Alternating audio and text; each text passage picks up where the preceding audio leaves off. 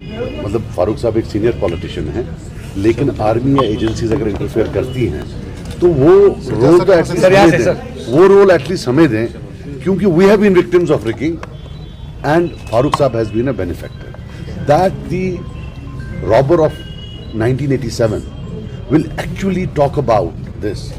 अब थोड़ा सा तो शर्म आनी चाहिए ना, मतलब ये रोल तो हमारा बनता है ना। मेरे फादर की रिगिंग हुई, 87 की रिगिंग हुई, जो अभी तक मतलब 87 की रिगिंग से ये हुआ लगभग 1 लाख लोग इस वक्त कब्रिस्तानों में हैं। 17 साल के बच्चे, 18 साल के बच्चे, 22 साल के बच्चे, 25 साल के बच्चे, और उसके बाद वही जो कारण बना इसका, जो कॉज है इसका, वो आज रोए। तो बिल्कुल है इंटरफेरेंस है, लेकिन वो हम बोलेंगे इंटरफेरेंस हमेशा हमारे खिलाफ थी, आज भी हमारे खिलाफ है, ये याद रखना आप। ये जो इंस्टीट्यूशंस हैं, ट्रेडिशनल इंस्टीट्यूशंस, ये तो इनके बच्चे हैं ना, ये जो बाकी पार्टियां, हम तो आउटसाइडर्स हैं। सो इनका ये बोलना, ये आई थिंक ये तजलील है उन लोगों की जो 87 के बाद इस वक्त कब्रिस्तान, वो हमारे भाई हैं।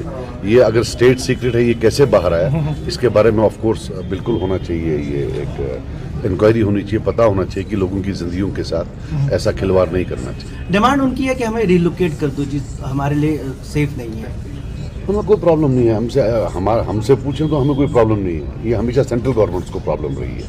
ये कश्मीरी पंडित्स को, चाहे पहली सेंट्रल गवर्नमेंट थी कांग्रेस की या आज की, तो ये उनको प्रॉब्लम रही है रिलोकेशन। जब भी कोई कश्मीरी हुकूमत आए जो प्रो पंडित्स हो, वो उनको रिलोकेट कर देगी, उसमें क्या प्रॉब्लम। बिल्कुल अच्छी बात वो कहते हैं, लेकिन ये हम कह सकते हैं जो उन्होंने अपने टाइम में छीना है, he should condemn that also and this also. I condemn completely, I agree with him that ना बंगले छीने जाने चाहिए, ना सिक्योरिटी छीनी जानी चाहिए, ये मैं बिल्कुल चाहता हूँ। लेकिन आज का भी कंडेमनेबल है, और पिछले 20 साल में जब सिक्योरिटी को यूज किया गया है एज अ पॉलिटिकल टूल, वो भी कंडेमनेबल है। Condemn both today and the past.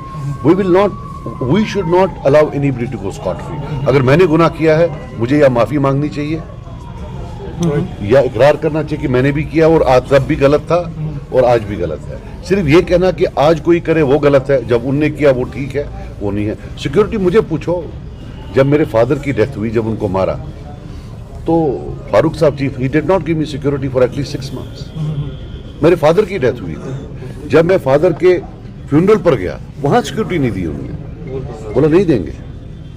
ये इतने जालिम लोग हैं, आज जब रोते हैं थोड़ा दिल खुश भी होता है, टू बी वेरी।